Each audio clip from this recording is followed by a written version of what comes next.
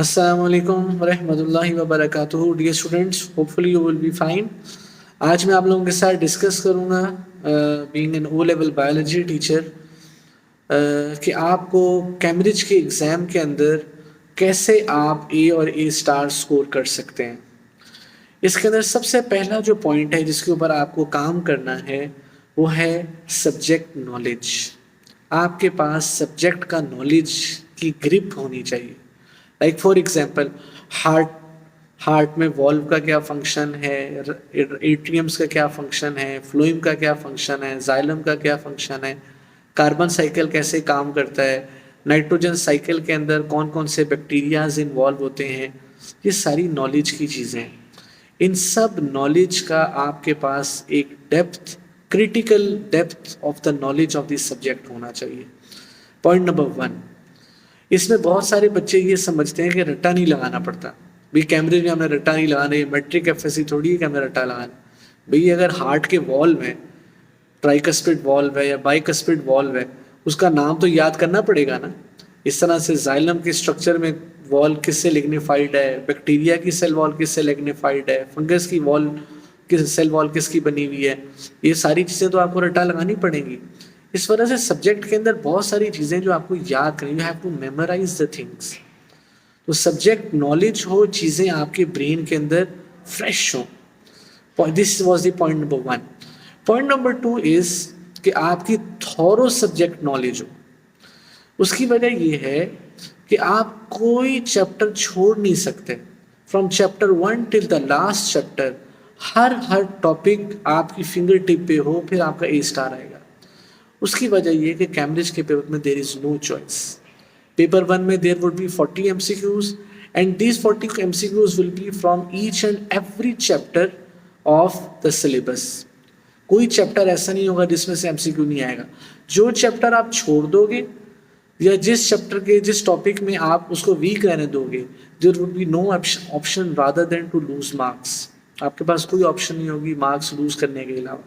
Same thing is with paper 2 theory paper के साथ।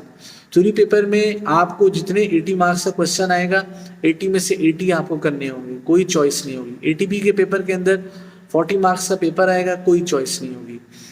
So subject knowledge and complete subject knowledge, जिस बच्चे ने ए स्टार लेना है उसका पहले चैप्टर से आखिरी चैप्टर तक हर टॉपिक, हर चैप्टर उसकी ग्रिप पे हो, हर डायग्राम उसकी ग्रिप पे हो, क्योंकि डायग्राम्स में से बहुत क्वेश्चन आते हैं।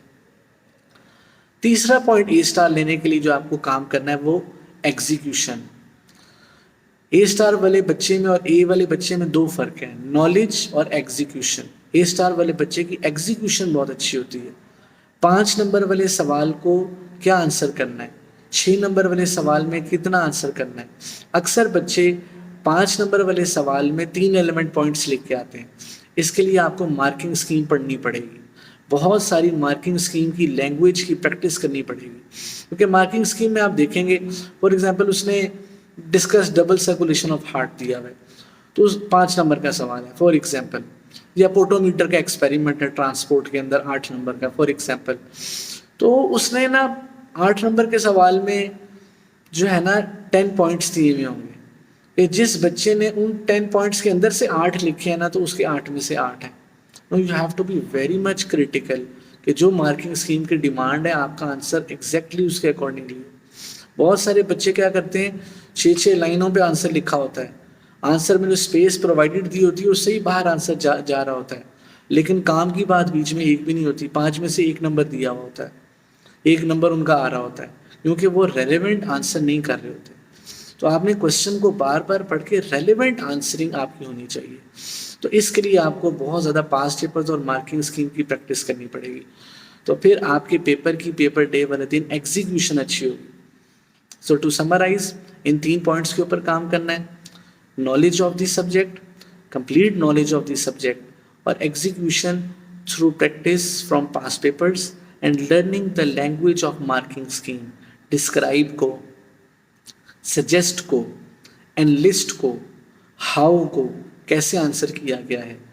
और 5 नंबर वाले सवाल में अच्छे स्टूडेंट्स क्या करते हैं, 6 रेलेवेंट पॉइंट्स दे के आते हैं। 4 नंबर वाले सवाल में अच्छे स्टूडेंट्स 5 रेलेवेंट पॉइंट्स दे के आते हैं, कि अगर कोई एक आधा ऐसा रेलेवेंट पॉइंट हो जो मेरा मार्किंग स्कीम के अकॉर्डिंगली ना हो तो दूसरा पॉइंट उसको कंपनसेट कर दे। तो लास्ट 4 मंथ्स है, अगर आप ओ लेवल्स में अच्छा स्कोर करेंगे you will get scholarship in A levels. A levels की फ़ी बहुत ज़्यादा है।